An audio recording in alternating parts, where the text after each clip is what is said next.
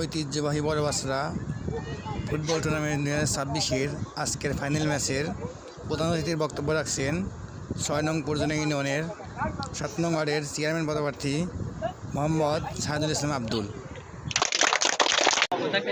ঐতিহ্যবাহী বাসরা গ্রামের ফুটবল টুর্নামেন্টে ফাইনাল প্রতিযোগিতায় আজকে যে দুটি দল অংশগ্রহণ, আমি দুটি দলকেই বলবো, গ্রামে এই খেলাধুলো আসলে ফুটবল খেলা খুবই ঐতিহ্যবাহী খেলা ছিল। এই খেলাটা হারা গেছে কেন? মানে আমাদের ধৈর্য শক্তি না থাকার কারণে। জয় আর পরাজয় এই দুইটাই কিন্তু নির্ধারণ করা, একদল হারবে একদল জিতবে।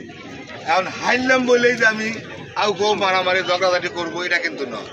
এটা আবার জন্মের লগ্নে পৃথিবীর সৃষ্টি হওয়া শুরু করেই জয় পরাজয় দুইটাই কিন্তু আছে। জয়ও মেনে নিতে হবে, পরাজয় মেনে নিতে হবে। আর আজকের এই মাঠে যে জাজমানের দায়িত্ব পালন করতেছে বা যে লেবারের দায়িত্ব পালন করতেছে, ওনার যে সিদ্ধান্ত দেবে সেই সিদ্ধান্ত কিন্তু চূড়ান্ত সিদ্ধান্ত। আমি তোমাদের প্রত্যেকটা প্লেয়ারের প্রতি অনুরোধ করতেছি, তোমরা হই হই রই রই না করে আমাদের গ্রামে যে ক্রিকেটের যে খেলাটা আয়োজন করেছে, এই খেলাটা যেন সহজ থাকে, মানে শান্তি বজায় থাকে।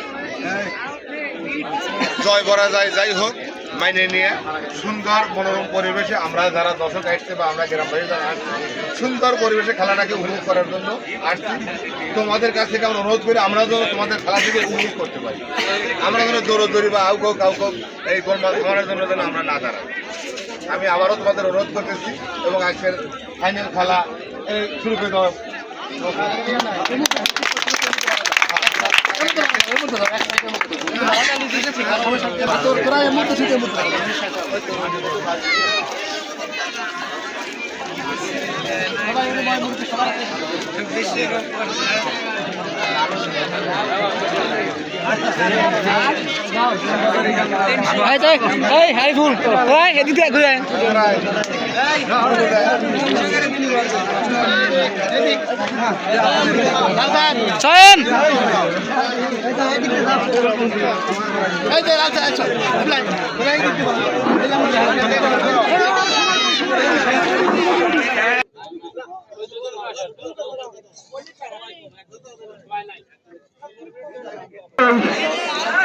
হাই ভোল্টেজ ফাইনাল ম্যাচটি শুরু হবে।